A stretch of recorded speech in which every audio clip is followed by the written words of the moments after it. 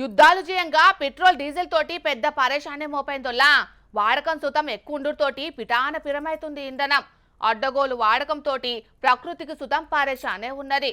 ఇవన్నీ తిప్పలు ఉండొద్దని కరెంటు తోటి నడిచే బండ్లను మార్కెట్లకు ఎడుస్తున్నది సర్కారు. అది కూడా బొగ్గుతోటి కాకుండా ఎండతోటి గాలితోటి నీళ్లతోటి కరెంటు తయారు చేస్తున్నారు. ఇప్పుడు ఇంకో అడుగు ముంగటికేసి గీ సౌలత్ చేసింది సర్కారు. కొత్త రైలును ప్రధానమంత్రి మోడీ సారు షాల్ చేసిండు. దీంట్లో ఉన్నదని గరానికి రాకురుల్లో ఈ రైలు బండి అన్నిట్లెక్క కరెంటు బొగ్గు డీజిళ్లతోటి నడిచేది కాదుల్లో, హైడ్రోజన్ తోటి ఉరికే రైలు బండి ఇది. దేశాన్ని అభివృద్ధిలో ఉరుకులు పరుగులు పెట్టించేందుకు మోడీ సారు దేశంలో తొలుత హైడ్రోజన్ బండికి రైట్ అని పచ్చ జెండా ఊపిండు.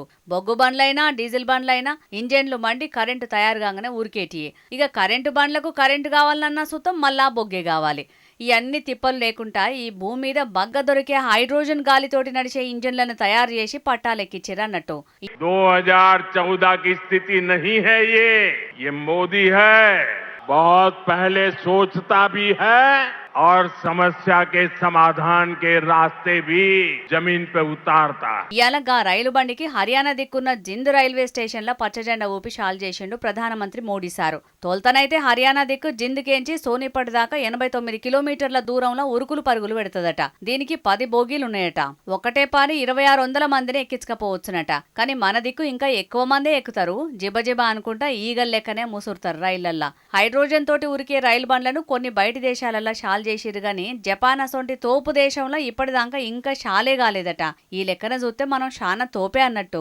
డీజిల్ బండ్లైతే అడ్డగోలు పొగతోటి గాలి ఖరాబ్ అవుతుంది గాని గీ దీంతోటి గాలికి ఏం పర్షాన్ లేదట. నీటి ఆవిరి తప్ప ఏం బయటికెళ్లదట హైడ్రోజన్ ను మండిస్తే. ఈ హైడ్రోజన్ ను తయారు చేసుడు సుతం అల్కగానేనట. సూర్యరశ్మి సముద్రపు నీళ్లకేంచి పుష్కలంగా హైడ్రోజన్ వెళ్తదట. ఈ అన్ని మన తాన పుష్కలంగా దొరుకుతాయి కాబట్టి పెద్దగా ఖర్చు కాదంటారు. మరి ఇది ఆటంకాలు లేకుండా ఎంత పని చేస్తదనేది ముంగట తెలుస్తుంది గాని దేశం ఇట్లనే కొత్తవి కనిపెట్టుకుంటా ముంగటికి పోతే అభివృద్ధి చెందిన దేశాలను జల్దినే దాటుతుంది పోన్రని అంటున్నారు ఈ ముచ్చట తెలిసిన కొందరు ఆలోచన పరులు.